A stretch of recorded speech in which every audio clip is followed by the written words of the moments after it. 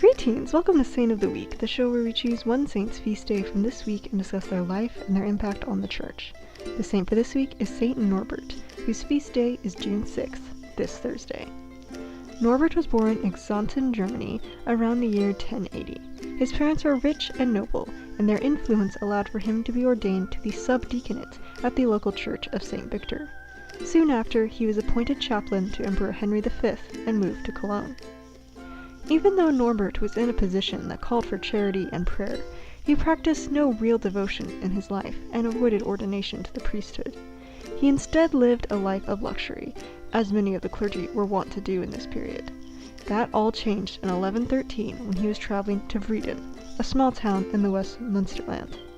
A lightning bolt struck directly in front of his horse, spooking it and causing it to throw Norbert.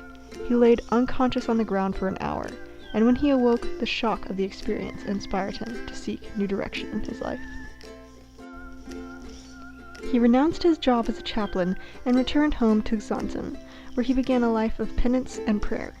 After some time of discernment, he realized that he was called to the priesthood and was ordained in 1115. He began to preach fervently against luxury and indulgence, but the local clerics did not accept his message. Norbert finally resigned from his benefice, giving away everything he owned to the poor, and set out as a pilgrim. He visited Pope Gelasius II, who gave him permission to preach wherever he wished. A short time later, in 1119, Gelasius' successor, Calixtus II, asked Norbert to found a religious order, so that others could follow in his example of penance and preaching. Norbert chose to settle in the valley known as Prémontré, located in northern France, and on Christmas Day of 1120, he established the Order of the Canons Regular of Prémontré.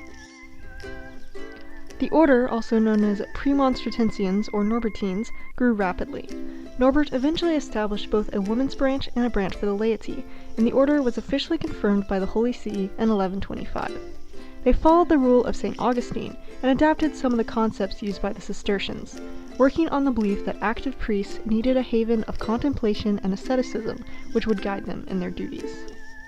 In 1126, Pope Honorius II appointed Norbert as the Archbishop of Magdeburg, a city back in Germany. He accepted the position and found the diocese to be in a terrible state, overrun by financial troubles and a scandalous clergy.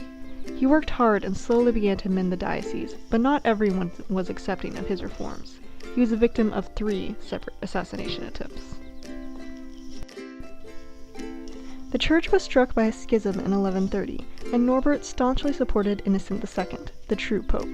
He convinced the Holy Roman Emperor, Lothair II, to lead an enemy to Rome to restore Innocent to his papacy, and accompanied them, even though his health was failing. Afterwards, he accompanied Lothair back to Germany, and served as his chaplain and advisor for the remaining years of his life.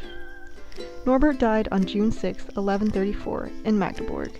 By order of the emperor, he was buried in the local Premonstratensian monastery, and his tomb became famed for miracles wrought there. He is the patron saint of Magdeburg, and he is also invoked during childbirth for safe delivery. Norbert began his life as a Catholic in name only, using his position for his own pleasure. He could have continued on in a life of comfort, but he saw an opportunity to use his gifts for God, and he had the courage to accept it. Today, the Premonstratensians continue to do good work around the world, and we remember their founder as an example of the wonder of God's transformative grace. Saint Norbert, pray for us. Our honorable mentions for this week are Saint Nicholas Peregrinus, Saint Conus, Saint Francis Caracciolo, Saint Dorotheus of Gaza, Saint Robert of Newminster, and Saint Edgar the Peaceful.